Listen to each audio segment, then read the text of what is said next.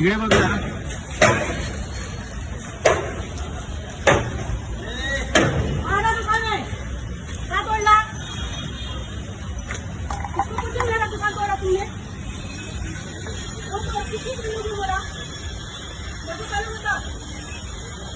माझं दुकान आहे. तू काय सांगता माणूस मॅडम तुम्ही साहेब आलेत काय कारण का हे दुकान माझं किती आहे. माझ्या जबरदस्ती आतमध्ये दाखवलंय आणि त्या जबरदस्ती झाडावर सांगून त्याच्यावर विषय करायला सांगते. पण तो कोणाची पण स्वतः काढू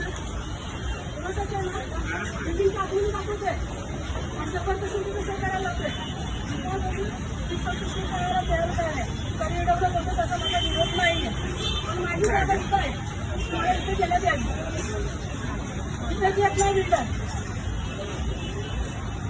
वस्तूला अधिकारी त्यांनी लावल्या आणि ह्या दोन मॅडम आहेत त्यांना सपोर्ट करताय. त्या दोघी जणी सांगतात त्या साहेबां माड्याच्या साहेबांच्या मॅडमवरती जे लोक त्या बोलतात त्या बिल्डरचे पेपर दिले त्याच्यावरती सही करा. त्या दोन मॅडम म्हणत आहेत माझ्या जबरदस्ती करताय.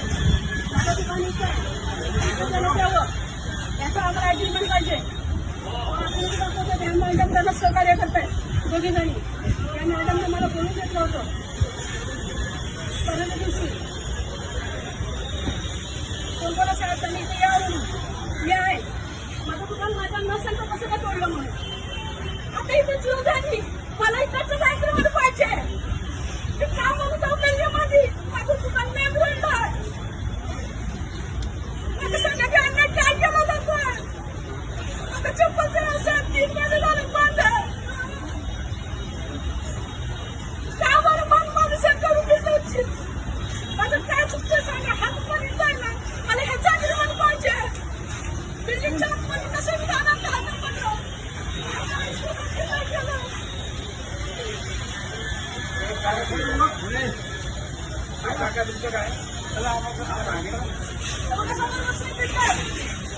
कमिटीची माणसं आहेत त्यांनी न्याय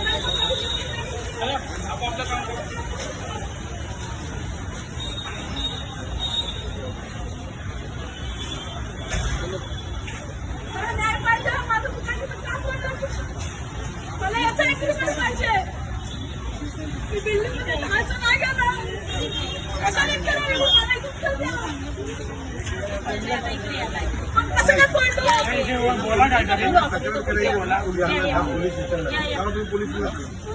साहेब आमच्यावरती हात उचलले बिल्डरनी हात उचलले. इलिगल आहे सगळं इलिगल काम चालू आहे. मराठी माणसांना पळवायचं काम चाललंय. मराठी माणसांनी काय बिझनेस करायचं काय पण सर मराठी माणसांनी बिझनेस नाही करायचं का. मारवाड्यांना का द्यायचं आहे ना. ताई मी तुम्हाला परत एकदा सांगतो आम्ही आमच्या मनाने काय आलेलो नाहीये. कायदेशीरित्या प्रोसेस प्रमाणे इथे चाललेला आहे. तुम्हाला जर तक्रार असेल तुमची काय तक्रार असेल तर तुम्ही पोलिसांना जा ना. हरकत नाही परत जाऊन भेटा तुम्ही जावा यांना पोलिसांना मॅडमला जाऊन आता हे काम थांबणार नाही. हे काम होऊन जाणार.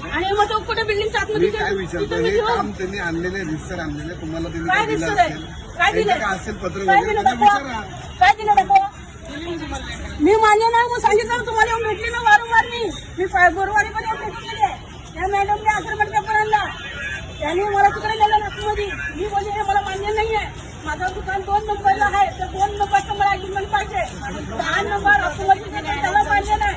त्यांनी मला घेऊन गेली मला बोलले मॅडम याच्यात सही करून माझ्या मुलाला इंग्लिश वाचण्याचं शिकण्यात करून माझ्या माहिती कसून केली वाली गेली असती कुठला काय नाही